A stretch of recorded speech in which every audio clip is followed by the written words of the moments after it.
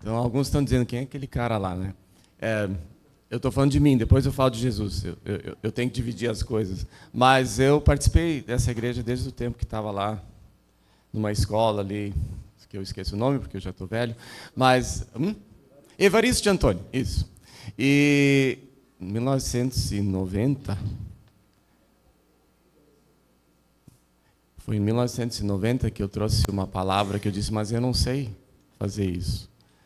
Aí me convidaram igual. E agora que eu falei, me lembrei que tinha a ver com Jesus, o bom pastor.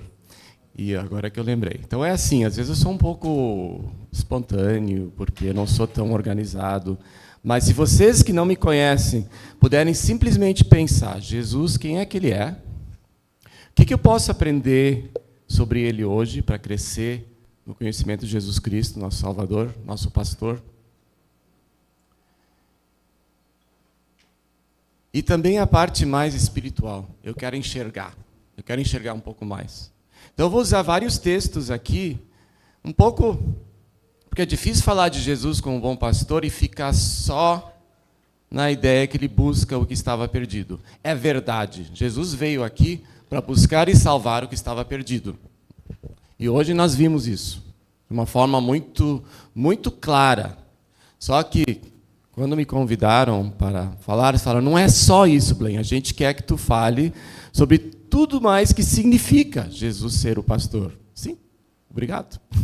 Eu pensei que eu ia ter 10 minutos, eu tenho meia hora aqui. Então, que bom. Mas é um privilégio estar com vocês. E eu peço que Deus abençoe os nossos corações também. Eu quero orar por nós, que Ele use as palavras e os pensamentos dos nossos corações para edificar um ao outro. Tá? Uma oração de olhos abertos. Quando Jesus diz, o Filho do Homem veio para buscar e salvar o que estava perdido, que é bem no contexto dele buscar a ovelha perdida, ou a moeda perdida, ou o filho perdido, pródigo. Quem está falando ali? As pessoas não sabiam. Ele falava isso e as pessoas, como assim? Não sabiam quem ele era, com certeza. E daí, quem é que está perdido? Como assim buscar quem estava perdido? Algumas pessoas ouviam, é para mim. E outros, quem esse cara pensa que ele é? Foi assim. Das multidões, algumas pessoas ouviam que ele estava olhando para elas e dizendo, vem. E para outras pessoas, quem é esse cara? Quem é que ele não está convidando? Aquela parábola que a gente leu tem uma partezinha um pouco, eu vou dizer irônica, que é bom que as crianças não fizeram. Mas Jesus olhou, falou para os fariseus e os líderes, os mestres da lei, essa parábola. E disse que há mais alegria no céu para um pecador que se arrepende do que 99 que não precisam. Espera um pouco. Não precisam? Porque já eram justos, não precisavam. Estavam bem. Eu sei que na outra parábola realmente tem a ideia de 99 ovelhas e tem uma outra conotação. E a parábola seguiu... desculpa, o teatro seguiu, estava certo, não estou corrigindo nada. Mas tem ele manda uma curva. E ele diz assim, eu vim buscar os perdidos. E quando a gente pensa que já está bem, parece que não é para nós. Enquanto a gente não percebe que, opa, ele me quer, ele está me chamando, a gente talvez não entenda por que ele chegou aqui nessa terra para buscar o que estava perdido. Então sempre tem um pouco a mais nesses textos do que a gente imagina. A Bíblia apresenta como se fosse uma linha de tempo. A coisa desenvolve, ela progride. Lá no Velho Testamento, temos o Salmo 23. O Senhor o Senhor é o meu pastor. É difícil não dizer bom pastor, né? O Senhor é o meu pastor, nada me faltará. Davi falou isso 1000 anos antes de Cristo, mais ou menos. A gente conhece aquele salmo. E aí Jesus diz e vem, eu sou o bom pastor. O bom pastor. Como ele falou uma vez, só Deus é bom.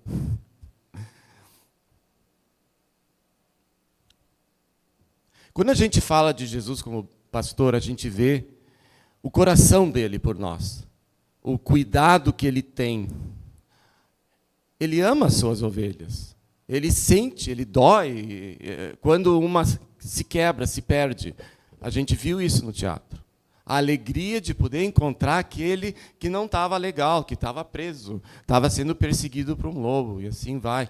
A gente viu claramente o coração de um pastor. E a situação que a ovelha perdida estava passando. Achando, eu estou bem, eu estou aventurando, eu que sei, eu que me viro, e depois encontrando os perigos pelo caminho.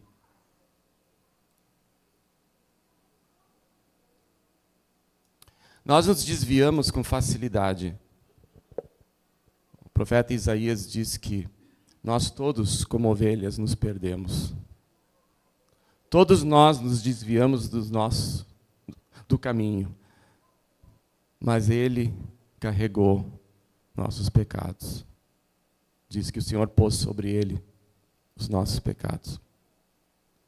Tem um versículo que é de um profeta. Se alguém tem interesse em saber tudo que eu estou mencionando no Velho Testamento, por favor, fale comigo, eu mando. Eu só não quero ter tempo abrindo e fechando. Mas o profeta Ezequiel, que escreveu mais de 600 anos de Cristo, por aí, ele diz assim: assim diz o soberano, o Senhor. Na tradução antiga, assim diz o Senhor Deus.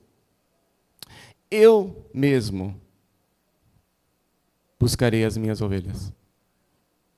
Assim como o pastor busca as ovelhas, quando elas ficam dispersas, eu mesmo tomarei conta das minhas ovelhas. Eu procurarei as perdidas, trarei de volta as desviadas, enfaixarei a que estiver ferida e fortalecerei a fraca. Tem um processo. Primeiro, ele vem atrás para encontrar. Quando ele encontra, ele traz de volta para um lugar seguro. A gente entende como sendo o curral ou aprisco das ovelhas. Ele vê um ferimento, ele trata. Ele faz isso com a gente, né?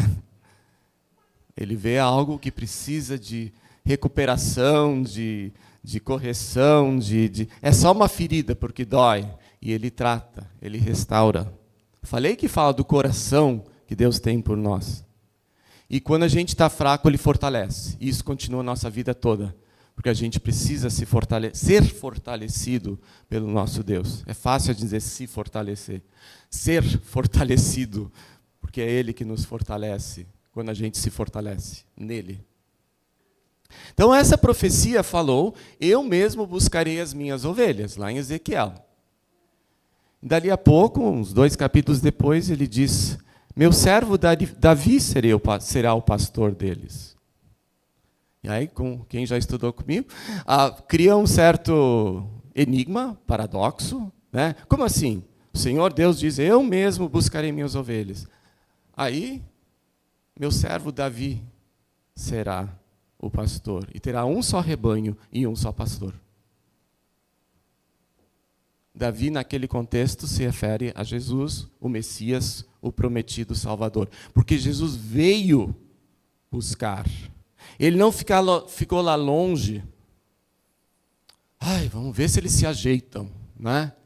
Mas eu já ensinei tudo para eles, como é que eles não sabem o que estão fazendo? Não, ele vem, porque sem ele a gente não ia encontrar o caminho. E qual é o caminho? Quem é o caminho? Viu? Ele não é só o pastor, ele também é o caminho.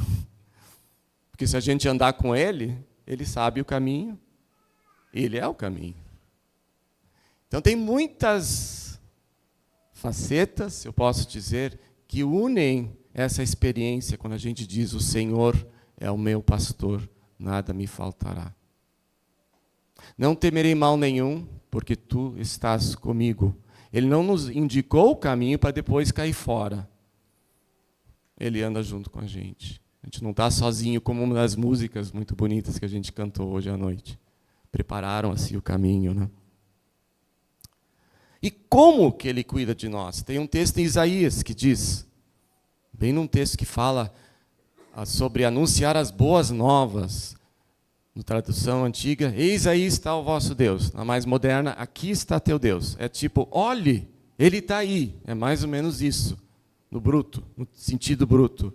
Você que anuncia boas novas a Jerusalém, diga às cidades, olhe teu Deus. Eis que o Senhor Deus vem com poder, e seu braço dominará. Como pastor, Ele cuida do seu rebanho. Com o braço ajunta os cordeiros, os pequeninhos. Que nem um monte de gente aqui juntando os cordeirinhos aqui. Nem tanta criança que eu não conhecia. Desculpa, não era para falar de mim, mas é emocionante ver tantos cordeiros, que alguém falou lá atrás. Tem tantas ovelhas aqui, né, que a gente carrega no colo, porque a gente também ama eles. Como pastor, Ele cuida do seu rebanho, com o braço ajunta os cordeiros, carrega no colo. Conduz com cuidado as ovelhas que ainda estão amamentando, que estão num momento sensível, um momento frágil, quando tem pequeno. Ele não empurra. Tu não bate numa ovelha, quem já criou sabe que não funciona. Mas ele cuida, ele carrega. Eu me lembro de uma vez, eu vi um vídeo antigo dos curdos, um grupo que mora em vários lugares, mas inclusive nos altos montes entre a Turquia e Iraque. E meu professor mostrou um vídeo que é do tempo que ele passou lá. E tem uma menina, mais ou menos que a turma que estava aqui em cima, né? E ela está lá atrás de um cordeiro que estava quase caindo num precipício. E ela vai atrás, ela pega a varinha e só faz assim. Ela vai assim, só dá um toquezinho, e a ovelha vem de volta. Não é aquela coisa de bater, né? Às vezes a gente precisa, tua vara e teu cajado me consolam. Às vezes a gente precisa, mas não para bater, para trazer de volta. E aquela menina, assim, ela sabia tudo o que ela estava fazendo, ela está cuidando, está levando. Aí chega uma hora que tem um rio, que eles têm que atravessar, rio gelado, e algumas são levadas no colo, porque não tem condições de atravessar. E Jesus sabe como a gente é. Ele sabe quando a gente precisa andar com as próprias pernas, com Ele, e quando a gente precisa ser carregado por Ele.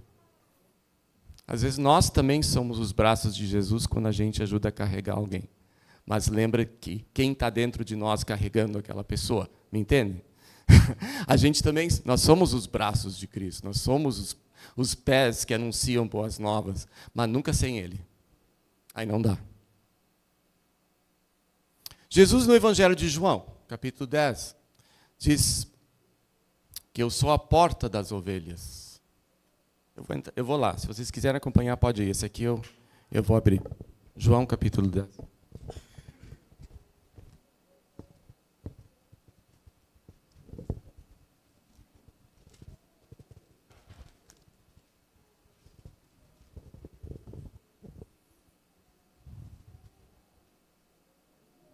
É em João 10, 14 que ele diz, eu sou o bom pastor.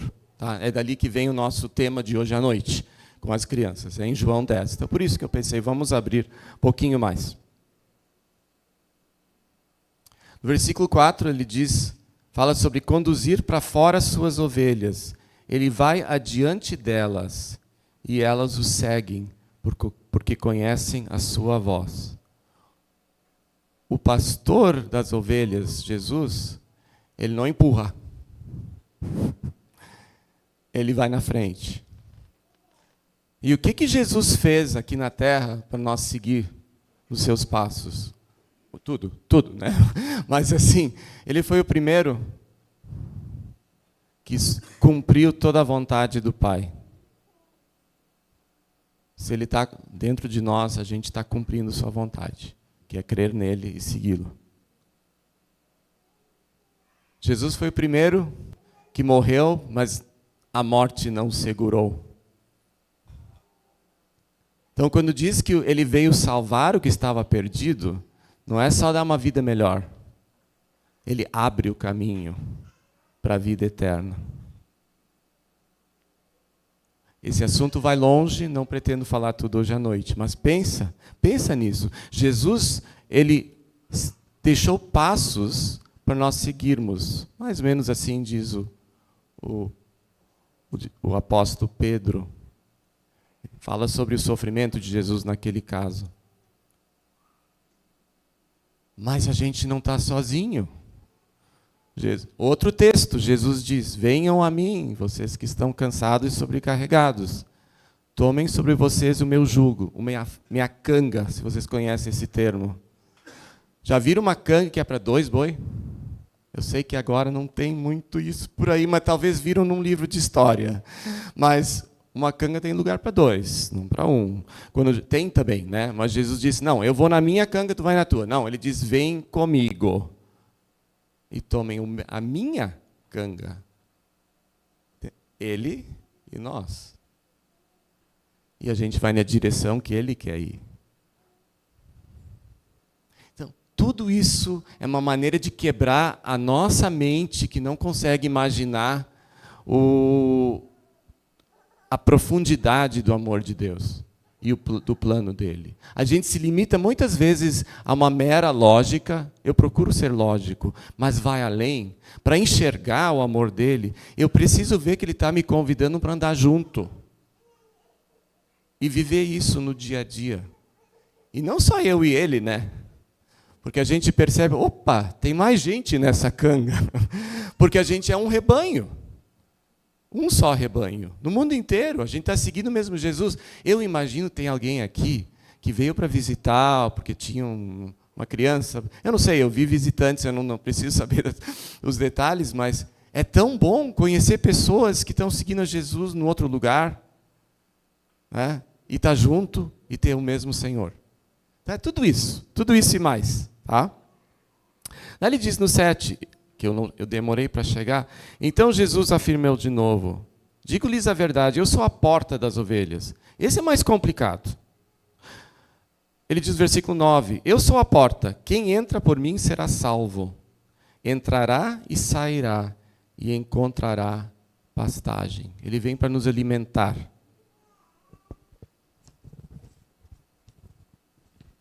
Só para não perder o lugar.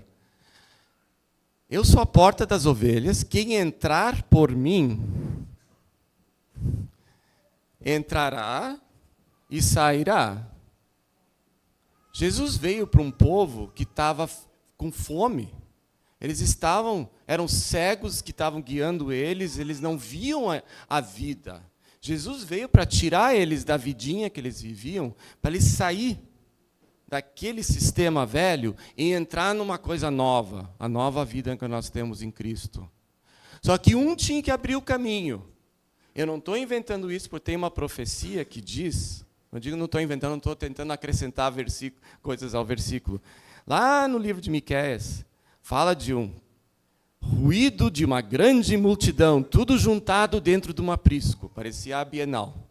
Um ruído de uma grande... Eu me lembrei desse versículo. Um ruído de uma grande multidão.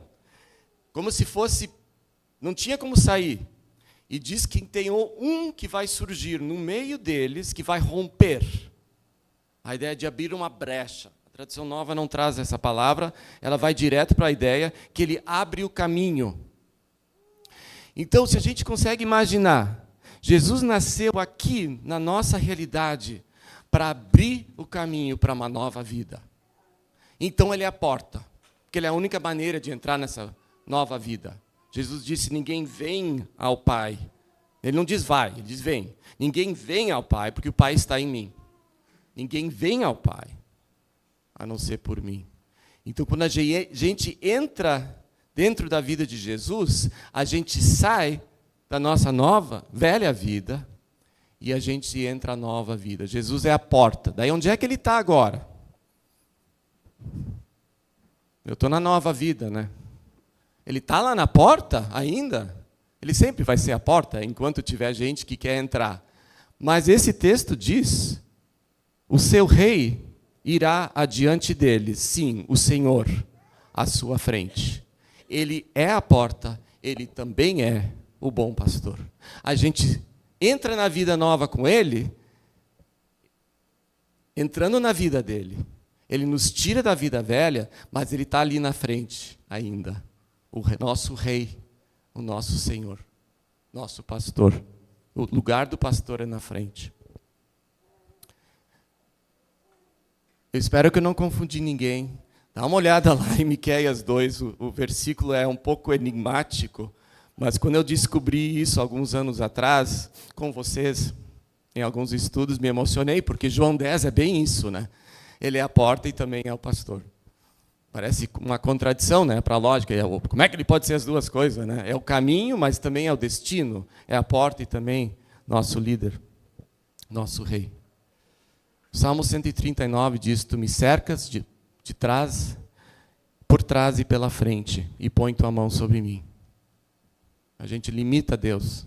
Ele está na frente, Ele está nos protegendo aqui atrás. Ele também está ao meu lado, diz em outro salmo. O Senhor ao meu lado, eu não temerei. E Ele também me protege por cima. Ele está nos cercando. É um bom pastor que consegue fazer tudo isso. Por isso que nós podemos confiar no braço forte dele. A história não termina ali. Porque estamos ainda a caminho. Estamos no caminho e a caminho. Lá em Apocalipse,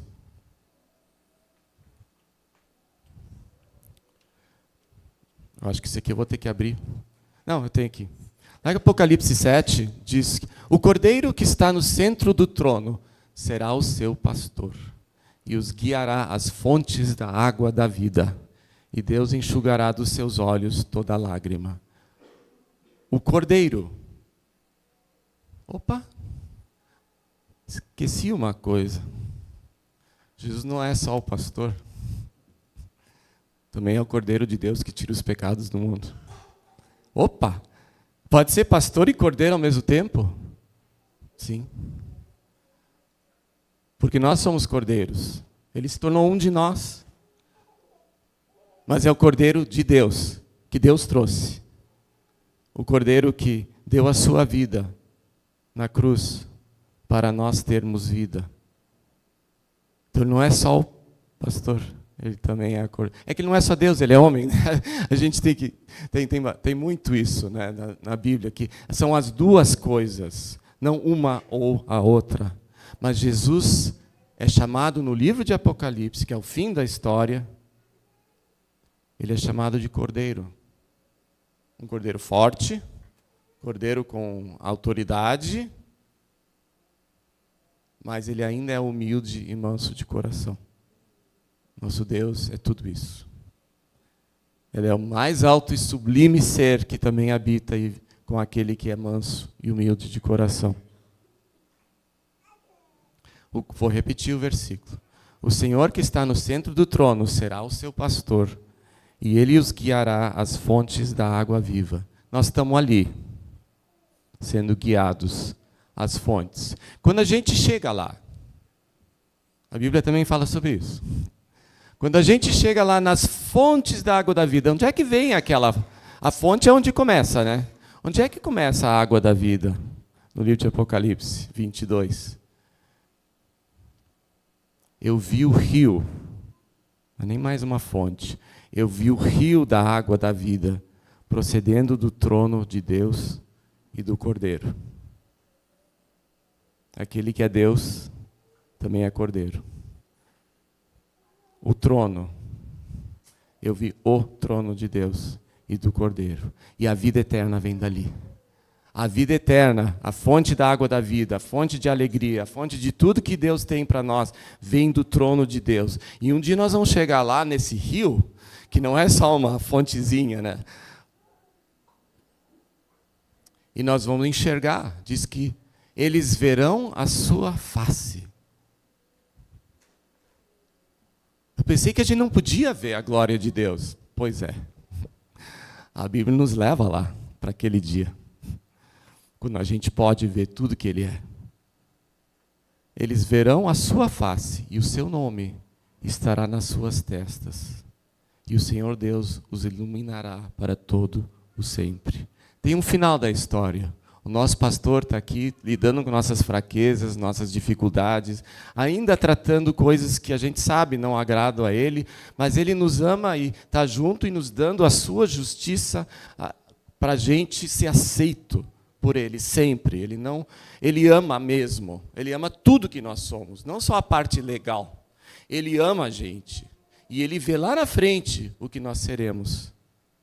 Ele tem a visão da obra que Ele vai terminar. E Ele está nos levando um dia de cada vez. E quando a gente segue o caminho e permanece junto com o rebanho de Deus, espalhado pelo mundo, a gente faz parte de uma realidade que tem um final perfeito. Quando nós vamos ver, todos nós, a face de Deus e do Cordeiro, a gente vai entender o que Jesus diz em João 10. As ovelhas que o Pai me deu, ninguém as tira da minha mão. Ninguém as tira da mão do meu Pai. Porque eu e o Pai somos um. Vamos orar. Senhor, obrigado por ser tudo. Por ser o centro de todas as coisas. A tua glória não dá para imaginar. A gente vê um pouco, e isso nos alegra, que o Senhor se revela para nós. E o que a gente vê é uma parte de tudo, do todo. Não sei nem falar essas palavras agora, Jesus, mas obrigado porque eu enxergo um pouco de quem Tu és. E eu sei que um dia eu vou Te enxergar face a face, junto com meus irmãos e minhas irmãs nesse lugar. Obrigado pela oportunidade, pelo trabalho das crianças, da gente Te entender um pouco mais. E obrigado por Tua palavra, que sempre nos anima. Amém.